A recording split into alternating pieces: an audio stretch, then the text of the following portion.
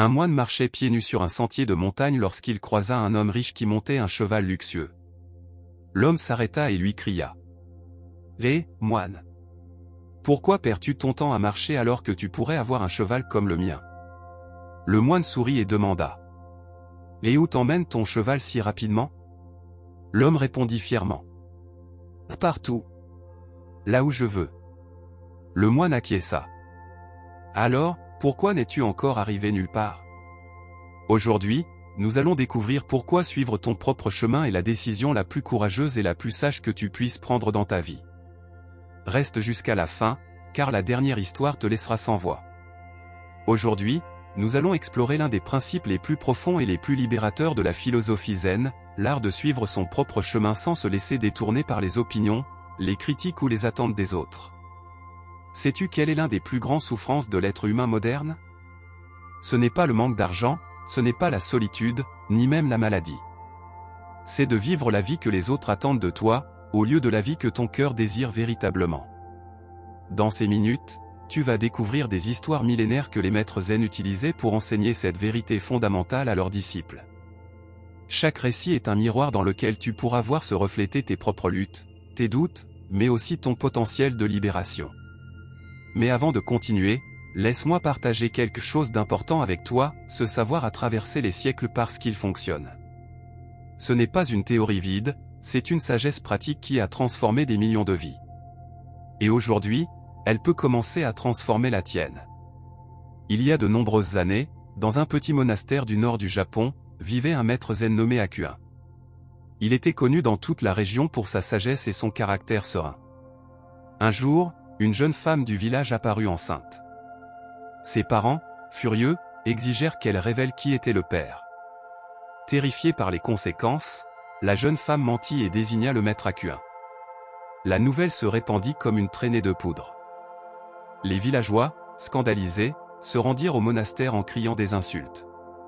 Le père de la jeune femme, un homme influent, frappa violemment à la porte. « Maître Hakuin, ma fille dit que tu es le père de son enfant.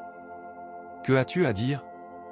Hakuin, sans s'émouvoir, répondit simplement. « Ah, oui. » Rien de plus. 2 mots. « Ah, oui. » Les villageois l'insultèrent, crachèrent devant lui, diffamèrent son nom dans tout le village. Sa réputation fut détruite en quelques heures. Mais Hakuin continua sa vie comme si rien ne s'était passé. Il méditait, travaillait dans son jardin, enseignait aux quelques disciples restés à ses côtés. Lorsque le bébé naquit, les parents de la jeune femme l'amenèrent au monastère et le laissèrent à la porte. « C'est ta responsabilité maintenant », dirent-ils avec mépris. Hakuin ouvrit la porte, regarda le bébé et dit « Ah, oui. » Il prit l'enfant dans ses bras et commença à s'en occuper avec un dévouement total. 1 an passa. La jeune femme, rongée par la culpabilité, finit par avouer la vérité. Le véritable père était un jeune homme du village avec qui elle avait eu une relation secrète. Les parents, honteux, coururent au monastère. Ils s'agenouillèrent devant Hakuin en pleurant. « Maître, pardonnez-nous. Nous avons commis une terrible injustice. Voici le véritable père. Rendez-nous l'enfant. » Hakuin, tenant le bébé qu'il avait élevé pendant 1 an, dit simplement « Ah, oui. » Et il le rendit, sans rancune, sans paroles amères, sans besoin d'avoir raison. As-tu saisi la profondeur de cette histoire? Hakuin n'avait pas besoin de défendre sa réputation. Il n'avait pas besoin que les autres comprennent sa vérité. Il ne s'est pas détourné de son chemin intérieur à cause des critiques, des insultes ou de l'injustice qu'il a subie. Son « Ah, oui » n'était pas de l'indifférence. C'était une liberté absolue. Pense à ta propre vie un instant. Combien d'énergie dépenses-tu à te justifier? Combien de temps perds-tu à défendre tes décisions face à des personnes qui, honnêtement, ne te comprendront jamais complètement? Le maître zen nous enseigne quelque chose de radical, ton chemin n'a besoin de l'approbation de personne.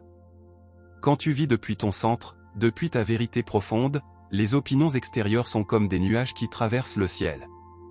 Tu les vois, tu reconnais leur existence, mais tu ne te définis pas par elles. Cela ne signifie pas arrogance ou manque d'empathie.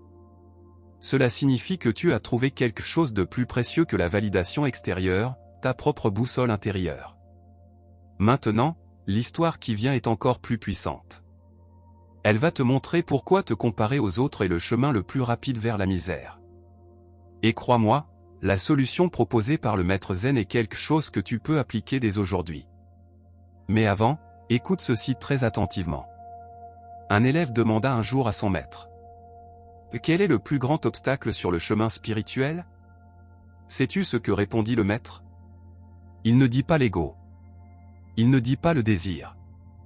Il dit quelque chose qui va te surprendre. Dans un ancien jardin zen, un bambou et un cerisier étaient plantés côte à côte. Le bambou grandissait vite et haut, flexible et vert toute l'année. Le cerisier poussait lentement et, en hiver, perdait toutes ses feuilles, restant nu et apparemment sans vie. Un jour, le bambou dit au cerisier: regarde comme tu es faible. Tu perds tes feuilles, tu as l'air triste et sec la moitié de l'année. Moi, au contraire, je reste vert et fort en permanence. Tu devrais être plus comme moi. Le cerisier ne répondit pas. Il continua simplement son cycle naturel.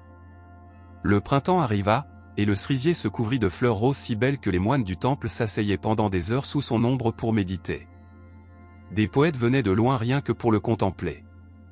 Sa beauté était si extraordinaire qu'elle semblait toucher quelque chose de divin dans le cœur de celui qui la regardait. Le bambou, confus, demanda au maître du jardin: je ne comprends pas. Je suis plus grand, plus fort, plus constant. Pourquoi tout le monde admire-t-il le cerisier et pas moi? Le maître sourit. Parce que le cerisier n'a jamais essayé d'être un bambou. Et toi, cher bambou, tu es tellement occupé à te comparer que tu as oublié ta propre grâce. Chaque printemps, lorsque le vent souffle entre tes tiges, tu produis une musique qu'aucun cerisier ne pourrait créer.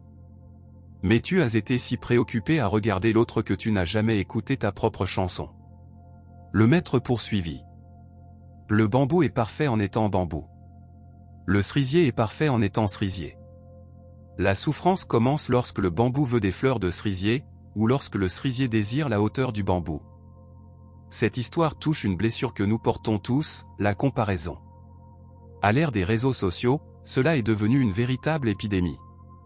Nous nous comparons constamment à des vies retouchées, à des succès soigneusement sélectionnés, à des moments parfaits de personnes qui ne nous montrent que leur meilleur angle. Mais la comparaison n'est pas nouvelle. Elle est aussi ancienne que l'humanité elle-même. La sagesse zen nous dit quelque chose de révolutionnaire: il n'existe pas de chemin supérieur à un autre. Il existe TON chemin et le chemin des autres. Et ils sont incomparables parce qu'ils sont uniques. Tu possèdes des dons que personne d'autre n'a exactement de la même manière. Tu as un rythme de vie qui est parfait pour toi, même si d'autres le trouvent trop rapide ou trop lent. Lorsque le bambou a finalement écouté sa propre musique dans le vent, il a découvert quelque chose qui avait toujours été là: sa valeur intrinsèque ne dépendait pas du fait d'être meilleur que le cerisier. Elle dépendait du fait d'être pleinement bambou. Et toi? Es-tu pleinement toi-même? Ou essaies-tu d'avoir les fleurs de quelqu'un d'autre tout en ignorant ta propre musique? Si ces histoires résonnent en toi, si tu sens que ce message est exactement ce que tu avais besoin d'entendre aujourd'hui, je t'invite à t'abonner à la chaîne et à activer la cloche. Chaque semaine, je partage une sagesse zen capable de transformer ta manière de voir la vie. Ce sont des histoires qui ont traversé les siècles parce qu'elles contiennent des vérités éternelles sur l'être humain. Et le mieux, c'est que tu peux les appliquer dès aujourd'hui. Tu n'as pas besoin d'être moine, ni de te retirer dans une montagne. Cette sagesse fonctionne dans la vie quotidienne, dans ton travail, dans tes relations, dans tes décisions de chaque jour. Alors abonne-toi maintenant, car ce qui vient ensuite est de l'or pur. Un jeune moine se trouvait à une croisée des chemins, littéralement et métaphoriquement. Deux routes s'offraient à lui. L'une menait à un grand monastère célèbre, où enseignait un maître reconnu dans tout le pays. Des milliers d'étudiants s'y rendaient. Le chemin était bien pavé, avec des indications claires. L'autre chemin était étroit, difficile, serpentait vers le sommet de la montagne jusqu'à une petite cabane où vivait un maître inconnu, dont il n'avait entendu parler que par des rumeurs. Confus, le jeune moine s'assit pour méditer. Quel chemin dois-je prendre, se demandait-il encore et encore. Alors apparut un vieil homme qui passait par là. Le jeune lui demanda. Monsieur, lequel de ces chemins devrais-je emprunter? Le vieil homme le regarda avec des yeux profonds. Quel chemin les autres veulent-ils que tu prennes? Le jeune répondit. Tout le monde me dit d'aller au grand monastère. Ma famille est fière. Mes amis sont impressionnés. Ils disent que c'est le chemin raisonnable, le chemin du succès. Le vieil homme acquiesça. Je comprends. Et quel chemin appelle ton cœur? Le jeune baissa les yeux. Celui de la montagne. Quelque chose en moi a besoin d'y aller, mais cela me semble absurde. C'est plus difficile, plus solitaire, et ce maître n'est même pas célèbre. Que dira-t-on de moi si je choisis ce chemin? Le vieil homme sourit. Laisse-moi te confier un secret que j'ai appris très tard dans la vie. Le chemin que les autres approuvent te mènera vers une destination choisie par les autres. Le chemin que ton cœur connaît te mènera vers ta propre destination. Et crois-moi, mon fils, vivre le destin d'un autre, aussi applaudi soit-il, est une prison au mur fait d'approbation. Le jeune resta silencieux. Le vieil homme poursuivit. Il existe 2 types de regrets dans la vie. Le regret d'avoir essayé et de s'être trompé. Et le regret de n'avoir jamais essayé. Lequel pèse le plus sur un lit de mort? Avec lequel peux-tu vivre en paix? Le jeune prit une profonde inspiration. Alors, j'irai à la montagne. Le vieil homme rit doucement. Pourquoi? Parce que vous m'avez dit que... Non, l'interrompit le vieil homme. Si tu vas à la montagne parce que moi je te l'ai dit, tu seras toujours perdu. Va à la montagne seulement si t'es oui tu choisis d'y aller. Va au grand monastère si t'es oui tu choisis d'y aller. Mais choisis de l'intérieur, pas de l'extérieur. Et le vieil homme disparut sur le chemin. Des années plus tard, ce jeune devint un maître zen reconnu. Et lorsqu'on lui demandait quel chemin il avait pris ce jour-là, il souriait toujours et disait « Le mien ». Cette histoire contient l'une des leçons les plus importantes de toute la philosophie zen, la différence entre vivre de manière réactive et vivre depuis ton centre. Vivre de manière réactive, c'est prendre des décisions en fonction de ce que les autres attendent, approuvent ou applaudissent. C'est être comme une feuille dans le vent, emportée par chaque opinion, chaque critique, chaque attente extérieure. Vivre depuis ton centre, c'est prendre des décisions depuis un lieu profond de connaissance de soi. C'est écouter cette voix intérieure qui sait, qui connaît ta vérité même lorsqu'elle ne peut pas l'expliquer logiquement.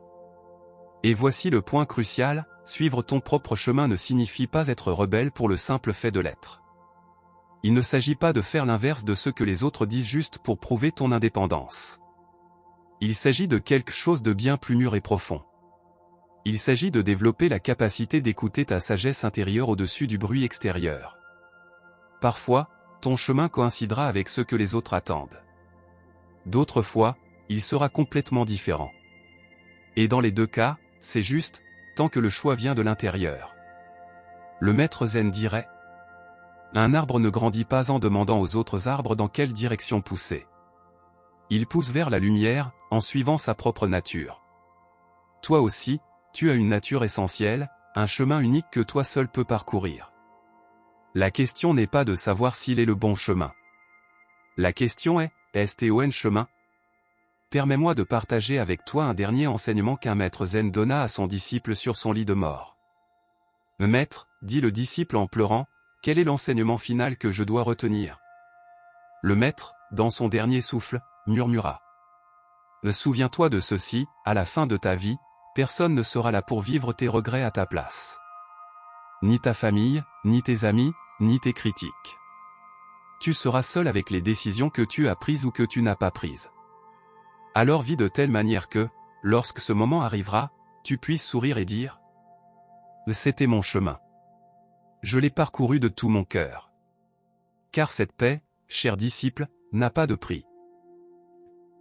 Si tu es arrivé jusqu'ici, c'est que quelque chose en toi est en train de s'éveiller. Ces histoires ne sont pas de simples contes agréables.